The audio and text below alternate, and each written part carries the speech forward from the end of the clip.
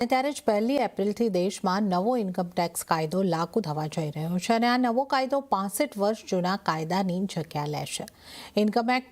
Income tax act 2025માં કયા મોટા ફેરફાર કરવામાં આવ્યા છે તે સમજાવવા માટે જોડાઈ ગયા છે મારા સહયોગી શ્રદ્ધા પરસાણિયા.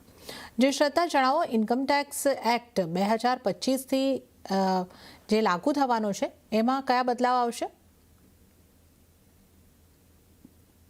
જી, તો 1 એપ્રિલ 2026થી નવો ઇન્કમટેક્સ એક્ટ આવવા જઈ રહ્યો છે. આનાથી જે જૂનો ઇન્કમટેક્સ હતો, ઇન્કમટેક્સ એક્ટ 1961, એની બદલે હવે નવો ઇન્કમટેક્સ એક્ટ 2025 રિપ્લેસ થશે. પહેલાં જે જૂના ઇન્કમટેક્સમાં પ્રીવિયસ યર અને અસેસમેન્ટ યરની જે કોન્સેપ્ટ હતી, એની બદલે હવે ટેક્સ યરની કોન્સેપ્ટ આવતી આપણને જોવા મળશે. ટેક્સ યર 1 એપ્રિલથી લઈને 31 માર્ચ સુધી ગણવામાં આવશે. હવે નવા ઇન્કમટેક્સમાં જો બદલાવની વાત કરીએ તો સૌથી પહેલાં સેક્શન્સ. તો અહીંયા 1961માં એક્ટમાં 700+ સેક્શન્સ હતા, એટલે 700થી વધારે સેક્શન હતા અલગ અલગ.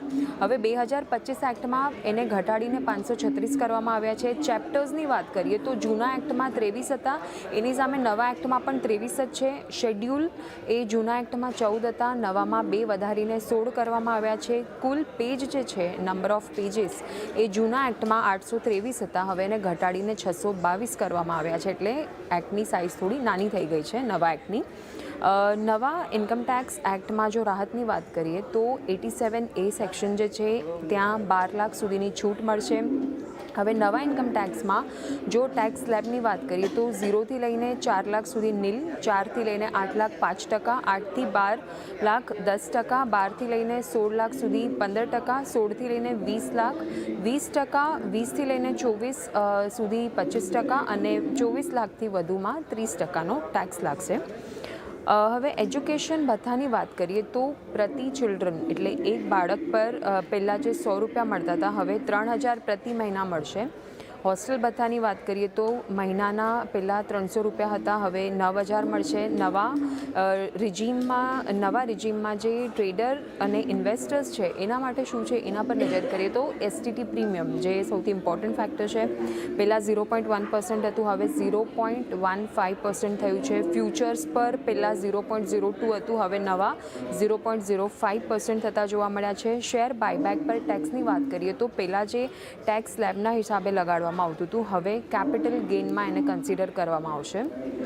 શેર બાયબેક પર વ્યક્તિગત રીતે જો ટેક્સની વાત કરીએ તો જો વ્યક્તિગત પ્રમોટર્સ જો છે તો એને પર 30% લાગશે અને કોર્પોરેટ પ્રમોટર છે તો એના પર 22% ટેક્સ લાગશે.